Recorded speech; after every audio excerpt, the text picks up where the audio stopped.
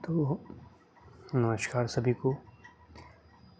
आज घटना चक्र की सीरीज़ चालू होने वाली है और इस चैनल पे ये पहला वीडियो है।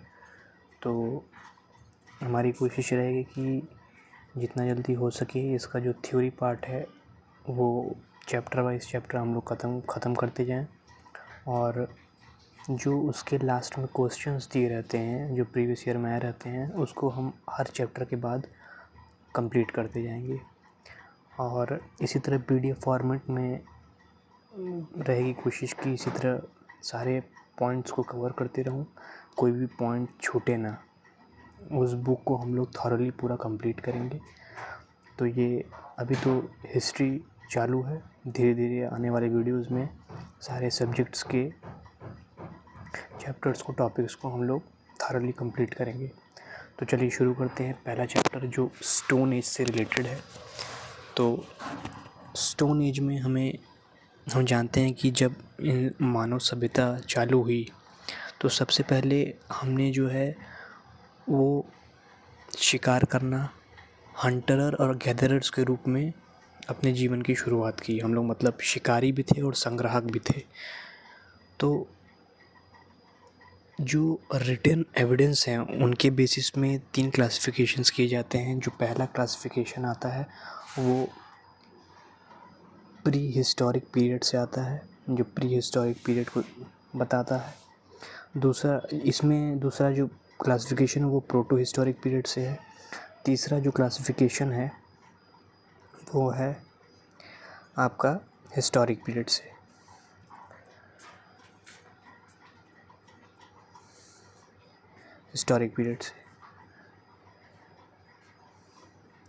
तो पहला हम लोग सीखेंगे कि पहला जो प्री हिस्टोरिक पीरियड है जिसमें कोई रिटन रिकॉर्ड नहीं है, जिसमें हमें कोई लिखित साक्ष्य नहीं मिलता है, जैसे जो स्टोन एज है, तो वो प्री हिस्टोरिक पीरियड में आ जाएगा। दूसरा जो क्लासिफिकेशन वो प्रोटो हिस्टोरिक पीरियड का है, जिसमें हमें लिखित साक्ष्य तो मिले हैं लेकिन हम लोग उसे पढ़ नहीं पाए हैं, वो प्रोटो हिस्टोरिक पीरियड में आ जाएगा। और जो लास्ट वन है जिसमें रिटन रिकॉर्ड्स अवेलेबल हैं, जैसे जो वैदिक एज हो गए या मौर्यन एम्पायर में जो हमें अशोकन इंस्क्रिप्शंस मिले उसको हमने डिसिफर्ड किया, उसको हमने पढ़ा। तो ये 3 क्लासिफिकेशन आते हैं रिटन एविडेंसेस के बेसिस पे। तो ये पॉइंट है stone age, prehistoric period और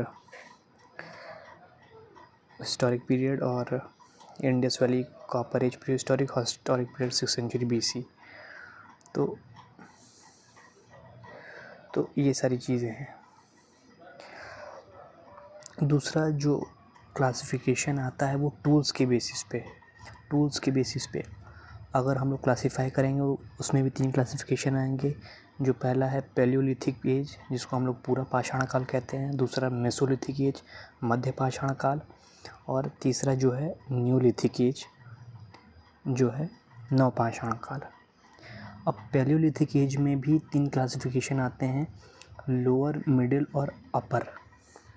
तो जो सब डिवीज़न है वो टूल्स के बेसिस पे है। तो जैसे जैसे टूल्स के एविडेंसेस हम लोग को मिले उस तरीके से हमने क्लासिफाई करना शुरू किया। तो लोअर पैलियोलिथिक में हमने जाना, अगर इसका टाइम फ्रेम की बात करें तो ये लगभग 2.5 मिलियन ईयर्स से लेके लगभग 10,000 BC तक इसका जो है टाइमलाइन है। और पहला हम लोग डिविजन्स की बात करेंगे जो है लोअर पैलियोलिथिक एज। ये सबसे प्रारंभिक एज मानी जाती है और इसमें जो टूल्स अमूमन यूज़ हुए वो हैंडेक्स, क्लीवर या चॉपर थे। तो जो हैंडेक्स है यानी कुल्हाड़ी का यूज़ हम लोग को इस टाइम पीरियड में देखने को मिलता है। और जो क्लीवर है ये जैसे थोड़े चौड़े होते थे, इनके एज जो थे वो थोड़े चौड़े होते थे। ये बेसिकली खाल निकालने के लिए यूज़ होते थे। और तीसरा जो है वो चॉपर, वो एक तरफ से इन लोग का धार होता था। तो ये जो जितने तरह के टूल्स हैं तो बेसिकली ये 3 टूल्स हम लोग को मिलते हैं, और सारे टूल्स भी हैं लेकिन आप लोग को याद रखने के लिए ये 3 टूल्स याद रख सकते हैं। और मिडिल पैलियोलिथिक्स में जैसे अगर हम लोग बात करें तो ये पॉइंट्स आ जाते हैं जिसको छेद उद करने के लिए किसी चीज़ में, बोरर आ जाते हैं जैसे किसी को सुराख डालने के लिए ऐसी चीज़ में, या स्क्रैपर या खुरचनी जिसको हम लोग बोलते हैं, वो सारी चीज़ें। इसको जो है ये मिडिल पैलियोलिथिक को फ्लेक कल्चर भी बोलते हैं, फ्लेक कल्चर। और अपर पैलियोलिथिक की बात करें तो ये ब्यूरिन्स आ जाते हैं, ब्यूरिन्स। अपर पैलियोलिथिक में ब्यूरिन्स आते हैं, जैसे छेनी जो होती है, छेनी नक्काशी के लिए, मतलब हड्डियों पर नक्काशी के लिए ये यूज़ होने लगे। तो ये इम्पोर्टेंट कुछ अगर साइट्स की बात करें तो सोहन वैली, ये सोहन वैली साइट्स मिलती है। ये फर्स्ट चॉपर टूल्स हम लोग को यहाँ मिलता है जो पैलियोलिथिक, लोअर पैलियोलिथिक पीरियड के बारे में हम लोग को बताता है। पल्लवरम एंड अतिरमपक्कम, ये जो दूसरी साइट से जो तमिलनाडु में है, हैंडेक्स के लिए यूज़ होती है।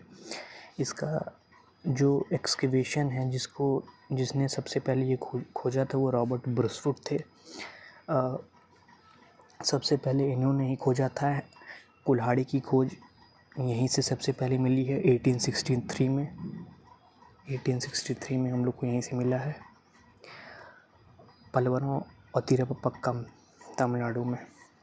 तो ये रिसर्च थी, रिसर्च बाय रॉबर्ट ब्रुसवुड। और आगे चलते हैं तो 1935 में रिसर्च जो हुआ वो सोहन वैली पे डे टेरा और इनके साथी थे वो पीटरसन, डे टेरा और पीटरसन ने सोहन वैली पे रिसर्च की और पाया कि वहाँ के जो टूल्स हैं वो चॉपिंग कल्चर के हैं। मतलब जैसे नदियों के किनारे जो पेबल्स, पत्थर पाए जाते हैं, तो जो एक बड़े पत्थर का एक ही तरफ से धार वाला जो हिस्सा होता है उसको हम लोग चॉपर बोल देते हैं। चॉपिंग हो गया जो दोनों तरफ से धार हो गए तो वो चॉपिंग हो गए। तो चॉपिंग कल्चर की खोज जो सोहन, जो सिविलाइजेशन है जो सिंधु नदी के सहायक नदियों के बीच फली फूली, उसको हम लोग सोहन वैली की कल्चर के नाम से जानते हैं। सबसे पहले इसको डी.एन. वाडिया ने नोटिस किया था 1928 में। डी.एन. वाडिया नोटिस किया, फिर डी टेरा पीटरसन ने 1935 में जो है येल कैम्ब्रिज एक्सपीडिशन के दौरान जो है इसकी खोज की थी। अब आगे बढ़ते हैं तो बेलन वैली जो है 44 साइट्स हम लोग को मिले हैं लोअर पैलियोलिथिक के। स्पेशल फाइंडिंग्स की बात करें तो ये हड्डियों से निर्मित जो है मातृ देवी की मूर्ति मिली है लोहंदा नाला में। बेलन वैली बेसिकली जो टोंस नदी की जो सहायक नदी है उसके रूप में जाती है। ये मुख्यतः आपको जो प्रयागराज और मिर्ज़ापुर का जो रीजन है उसमें ये जो है फली फूली और इसकी एविडेंसेस हम लोग को यहाँ मिलते हैं। और ये प्रिजर्व्ड इन कौशाम्बी म्यूज़ियम, ये इस फैक्ट को ज़्यादा याद करने की ज़रूरत नहीं है, कोई ज़्यादा इम्पोर्टेंट है नहीं। ये देखा जाए तो अभी इस समय ये जो डिपार्टमेंट ऑफ एंशिएंट हिस्ट्री है यूनिवर्सिटी ऑफ इलाहाबाद का, उसके अंदर ये प्रिजर्व करके रखा गया है। लाइफस्टाइल की बात की जाए तो ये हंटिंग बेस्ड लाइफ थी, शिकार पर निर्भर थे, अग्नि का ज्ञान नहीं था और एग्रीकल्चर यहाँ ना के बराबर थी। एग्रीकल्चर बेसिकली था ही नहीं, कच्चे मांस खाते थे, रॉ मीट पर निर्भर थे। ये बेसिकली हम लोग को पता चलता है। अब आगे चलते हैं मेसोलिथिक, मध्य पाषाण काल के बारे में अगर हम लोग बात करें तो इसका सबसे पहला जो रॉक पेंटिंग से वो डिस्कवर किया गया था एसीएल कार्लेल 1867 में। एसीएल कार्लेल 1867 में इसकी जो है वो खोज हुई थी उनके द्वारा। और इसके कुछ की फीचर्स की बात करें तो जो सबसे महत्वपूर्ण फीचर या जो क्वेश्चंस आपको मिलेंगे वो यही होंगे कि एनिमल डोमेस्टिफिकेशन यानी पशुपालन की शुरुआत इस टाइम पीरियड में हो गई थी।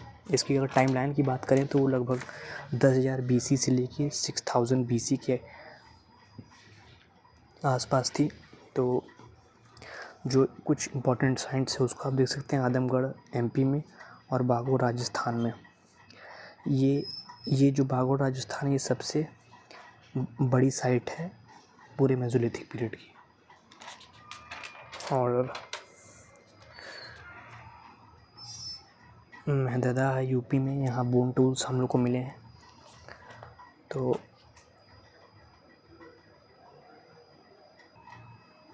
अच्छा, कुछ पॉइंट बताना मैं भूल गया था। ये जो आप बेलन वैली देख रहे हैं, बेलन वैली, तो इसके कुछ इंपॉर्टेंट पॉइंट्स हैं, आप इसको नोट कर सकते हैं। जैसे GR शर्मा जो थे, जो इलाहाबाद यूनिवर्सिटी के इंस्टीट्यूट हिस्ट्री डिपार्टमेंट के प्रोफेसर थे, उन्होंने इसकी खोज की थी। 44 साइट्स हम लोग को यहाँ मिलते हैं। और लोहंदा नाला, जहाँ पे हम लोग को मदर गॉडेस जो बोन की स्टैचू है वो हम लोग को यहाँ मिलता है। ये जो सबसे इम्पॉर्टेंट फैक्ट है इसको आप याद कर सकते हैं। और यही बेलन वैली में आपको एक कंटिन्यूस सीक्वेंस मिलेगा। जितने भी स्टोन एज के फेजेस हुए हैं, चाहे वो लोअर पैलियोलिथिक एज से लेके आप न्यूलिथिक टाइम पीरियड पे आएंगे, तो वो जो पूरा सीक्वेंस है वो आपको यहाँ मिलेगा। और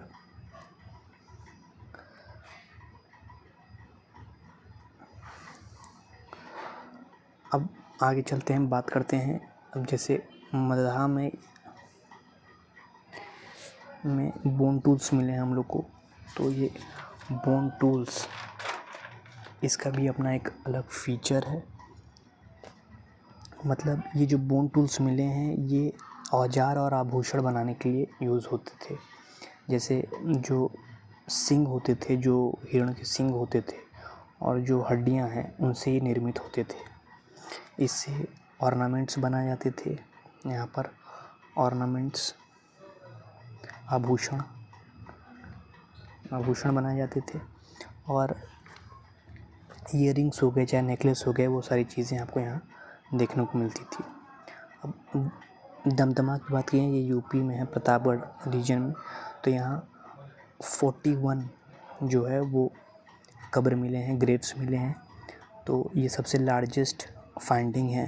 अगर शवाधान के बारे में अगर हम बात करें तो सबसे ज़्यादा नंबर इसी के पास है।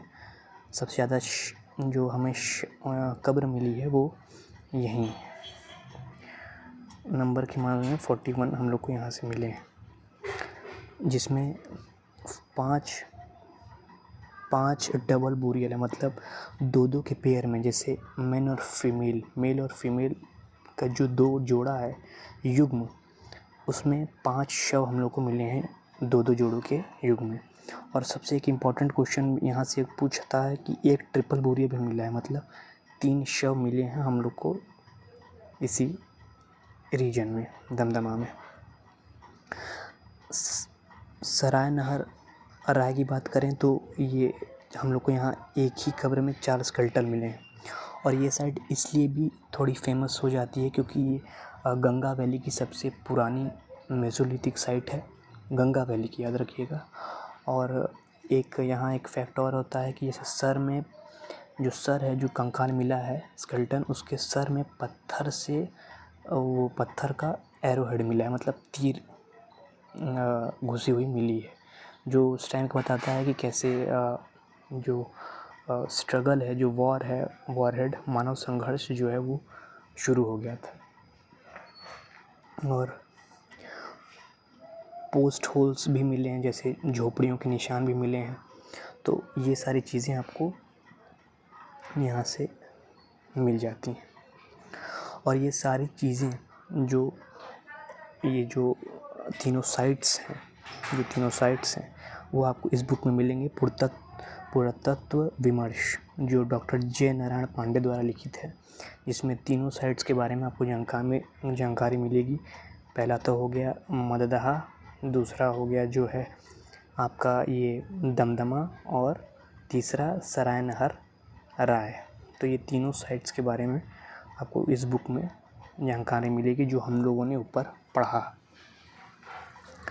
अब बात करते हैं कि जो मेगालिथ्स थे वो क्या होते थे। तो देखिए, मेगालिथ्स से हम जैसे महापाषाण के बारे में जाने तो जो पत्थरों से बनी स्ट्रक्चर्स होते थे जो या ज़्यादातर कब्रों या मेमोरियल के लिए यूज़ होते थे, जो बड़े बड़े पत्थर के हम लोग स्ट्रक्चर्स देखते हैं पहले, वो अमूमन जैसे कब्र हो गए या किसी की याद में कोई जैसे शव है तो उसको जो मेन सिटी था, सिटी से थोड़ा दूर होके ये बनाया जाता था। और ये बेसिकली आयरन एज में काफ़ी पॉपुलर हुई, लगभग 1500 BC से लेके 500 BC तक ये आपको मेगालिथ्स जो स्ट्रक्चर है वो काफ़ी दिखेंगे। तो इसके कई टाइप्स भी हैं। तो टाइप्स की बात करें तो पहला टाइप आता है डॉल्मेन टाइप। तो डॉल्मेन टाइप की बात करेंगे तो जैसे दो पत्थर हैं तो दो पत्थर के बीच में अगर हम लोग एक टेबल टाइप का डिज़ाइन बना दें, दो पत्थर ऐसे रखें, उसके ऊपर एक पत्थर और रख दें, तो वो डॉल्मेन टाइप का स्ट्रक्चर हो जाता था। इतने दो बड़े पत्थर उसके ऊपर, तो इस तरीके के स्ट्रक्चर बनते थे। फिर दूसरा आता था कि क्रॉम्लेक स्ट्रक्चर, जो स्टोन सर्कल होते थे, जैसे गोले घेरे में स्ट्रक्चर है, जैसे ऐसे गोल बीच में शव रखा है, उसके बीच में गोल घेरे में हम लोग बड़े बड़े पत्थर लगा देते थे। पिट सर्कल भी था, जैसे ज़मीन में गड्ढा करके जो हम लोग चारों तरफ से पत्थर बनाते थे, वो पिट सर्कल टाइप का मेगालिथ्स होता था। और एक होता था चैम्बर टॉम, जैसे पत्थरों को एक कमरे के रूप में अगर हम लोग बनाते थे, एक ज़मीन के नीचे, जैसे अगर हम लोग ज़मीन के नीचे अगर बड़े बड़े कमरे टाइप के रूप में पत्थर से बनाएं तो वो चैम्बर टॉम जो है वो बन जाता था। अब बात करते हैं कि एक लिखैया जो साइट है, ये मिर्ज़ापुर में आपको पड़ेगा। तो यहाँ दो एक्सकेवेशंस हुए। तो पहला एक्सकेवेशन डॉक्टर GN पांडे द्वारा हुआ। तो वहाँ इनको 17 मानव कंकाल मिले, 17 स्केलेटन्स मिले, जो रॉक शेल्टर 1 में इनको 17 स्केलेटन्स मिले थे। और दूसरा जो एक्सकेवेशन हुआ, जो दूसरी खोज हुई, वो जॉन RL लूकस के द्वारा हुई। वो तकरीबन 27 स्केलेटन्स इन्होंने खोजे। और तो ये दोनों एक ही साइड से दो अलग अलग नंबर्स हम लोग को मिलते हैं। ये बेसिकली जैसे शेल्टर एक्सकेवेशंस और उनके लेवल्स पे की गई रिसर्च के मतलब उनके रिसर्च से ये नंबर्स हम लोग को डिफरेंट मिलते हैं। तो अगर ऑप्शन में अगर आए GN पांडे द्वारा तो आप 17 लगाइएगा, और लेटेस्ट रिसर्च के बेसिस पे तो 27 स्केलेटन्स हम लोग को देखते हैं। अब बात करते हैं कि भीमबेटका साइट बहुत इम्पोर्टेंट फैक्ट है, लगभग हर एग्ज़ाम में से आपको क्वेश्चन मिलेगा भीमबेटका रॉक शेल्टर से। तो इसकी बात करें तो ये रायसेन डिस्ट्रिक्ट मध्य प्रदेश में सिचुएटेड है, जो नर्मदापुरम डिस्ट्रिक्ट है, शायद वहीं पर इसका लोकेशन है। और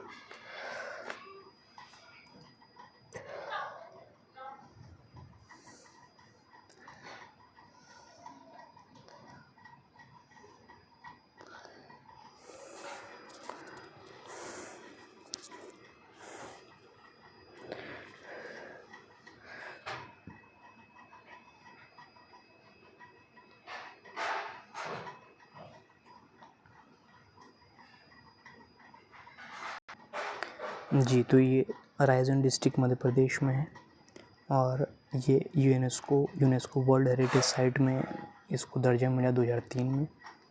और ये अर्लीस्ट ह्यूमन लाइफ एविडेंसेस को दर्शाता है। ये तो बेसिकली आपके इसमें अगर आप पेंटिंग्स को देखें तो इसमें कुछ पेंटिंग्स लोअर पैलियोलिथिक पीरियड को भी मिलती हैं, जो पूर्व पाषाण काल थी उससे भी आपको मिलेंगी। लेकिन जो सिग्निफिकेंट ट्रेसेस हम लोग को मिलते हैं पेंटिंग से, वो आपको मिलेंगे अपर पैलियोलिथिक पीरियड से। उसके बाद से ही सारे पेंटिंग्स के आपको डिज़ाइंस और पैटर्न्स देखने को मिलेंगे।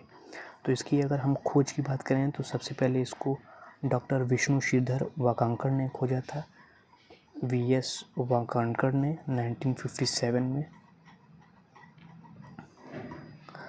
और इसकी जो कलर्स होते थे वो कलर्स बेसिकली या तो रेड रहते थे या वाइट रहते थे, और कभी कभी आपको येलो और ग्रीन देखने को भी मिलेगा। जो मिनरल्स बनते थे वो जो कलर्स बनते थे वो मिनरल्स को पीस कर बनाए जाते थे। जैसे कई सारे जो मिनरल्स हम लोग को मिले हैं उससे ये मिलते थे। कई सारे एनिमल्स की पेंटिंग्स आप लोग को यहाँ देखने को मिलेगी, एलिफेंट की, डियर की, सांभर जो एनिमल है उसका, और राइनो की, बोर की जो सूअर होते हैं, और भैंस हो गए। कई सारे जानवरों की आपको यहाँ चित्रकला देखने को मिलेगी। तो ये रॉक जो पेंटिंग्स है सबसे अर्लीस्ट एविडेंसेस हम लोग को इंडियन सब कॉन्टिनेंट में यहीं से देखने को मिलते हैं। अब कुछ अगर इसकी ज्योग्राफिकल फीचर्स मतलब सोशियोलॉजिकल फीचर्स की बात करें अगर, तो यहाँ किस किस तरीके की पेंटिंग्स हम लोग को देखने को मिली। तो पहला हंटिंग लोग वहाँ दर्शाते थे, डांसिंग भी दर्शाते थे, जैसे हॉर्स राइडिंग हो गया। तो ये सारी चीज़ों की जो है वो पेंटिंग्स देखने को अमूमन मिलेंगी, जो दर्शाता है कि उस समय का जो सोसाइटल स्ट्रक्चर था और किस तरीके से लोग आपस में रह रहे थे और क्या क्या चीज़ें उन्होंने उस टाइम पे देखी। एक रॉक है जिसको ज़ू रॉक भी बोलते हैं, क्योंकि वहाँ से आपको 25 से 30 जानवरों का चित्र एक साथ दिखाई देता है। क्लाइमेट रिकॉर्ड के बारे में हम लोग को भी जानकारी मिलती है, जैसे मौसम बदलने के साथ साथ मानव का रहन सहन कैसा बदला। तो ये सारी चीज़ें हम लोग को सिर्फ इस भीमबेटका रॉक शेल्टर से हम लोग को देखने को मिली। तो ये काफ़ी इम्पोर्टेंट टॉपिक था। आगे चलते हैं। न्यूलिथिक एज के बारे में बात करें तो न्यूलिथिक एज में आपको बेसिकली दो चीज़ देखने को मिलेगी। पहला तो यहाँ पशुपालन तो जो मेसोलिथिक पीरियड से चालू हुआ था वो तो रहेगा ही, और यहाँ एग्रीकल्चर जो खेती है वो यहाँ चालू हो गई, और आपको एक स्ट्रक्चर्ड लाइफ सेटलमेंट देखने को यहाँ से मिलना शुरू हो जाएगा। तो अभी तक की ये वीडियो बन चुकी है, और जो आने वाले सीरीज़ में ये चैप्टर मैं कंप्लीट करूँगा। कोशिश रहेगी थोड़ा और कम हो। ये पहला वीडियो था तो ये इम्प्रूवमेंट रहेगा। तो ये आने वाली सीरीज़ में हम लोग इसको आगे कंटिन्यू करते रहेंगे। तो तब तक के लिए बने रहिए, और कोशिश करूँगा कि इससे धीरे धीरे इम्प्रूवमेंट होती जाए। तब तक के लिए धन्यवाद और मस्त रहिए।